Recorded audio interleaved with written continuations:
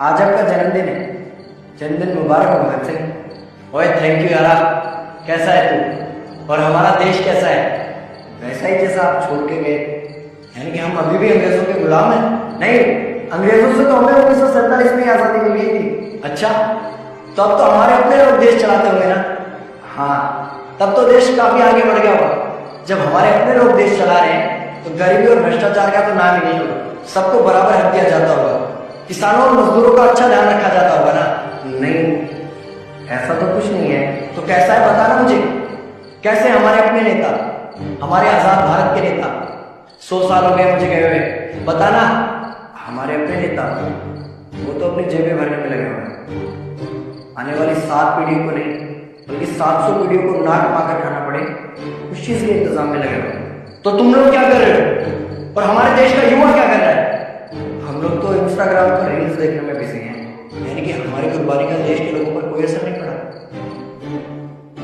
देश के लोगों में कोई देशभक्ति नहीं, कोई देश प्रेम नहीं, ऐसा नहीं है। आपके लिए और देश के लिए बहुत प्रेम है भारत के लोगों के दिलों में। हर 15 अगस्त और 26 जनवरी को तिरंगा फहराते हैं, पूरे जोश के साथ भारत माता की जय बोलते हैं और आपकी डीपी भी लगाते हैं। और भारत और पाकिस्तान के क्रिकेट मैच के दौरान तो हमारी देशभक्ति पीठ पर होती है। तुम इसे देशभक्ति समझते हो? तो फिर क्या है देशभक्ति? अगर तुम्हारी देशभक्ति समाज को सुधारने में, गरीबों को अच्छी शिक्षा या बराबर का हक नहीं दिलाती तो कोई काम की नहीं है तुम्हारी देशभक्ति। भ्रष्ट नेताओं और सरकार के खिलाफ आवाज उठाओ, लोगों को एकजुट करो। लेकिन अगर हमने सरकार के खिलाफ आवाज उठाई या नेताओं से सवाल पूछे तो हमें एंटी नेशनलिस्ट कहा जाएगा या हमें गद्दार करार दे दिया जाएगा। तो डरता है।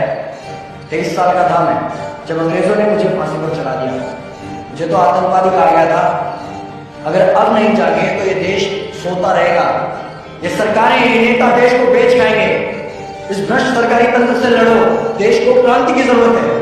क्रांति यानी कि हमें हथियार रखने होंगे, बंदूकें उठानी होंगी जैसे आपने उठाई। नहीं, हमारी क्रांति विचारों की।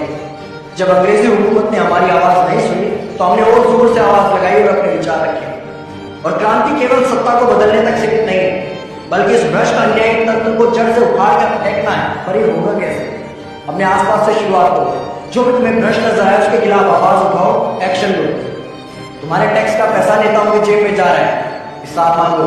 अपने वोट का सही इस्तेमाल करो, लोगों को जागरूक करो और इस देश को आजाद करो। इंकलाब जिंदाबाद, इंकलाब जिंदाबाद।